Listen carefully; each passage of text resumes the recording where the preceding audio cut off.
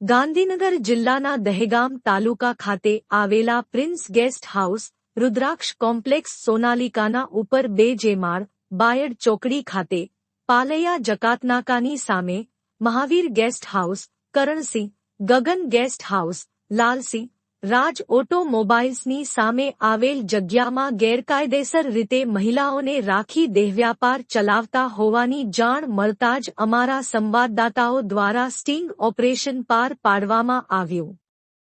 જેમાં સ્પષ્ટપણે દેખાય છે કે એક રૂપલના નજીવી રકમ આપીને શબાબની મહેફિલ માણી શકાય છે. શું આ વાતની જાણ સ્થાનિક પીઆઈશ્રીને છે કે નથી?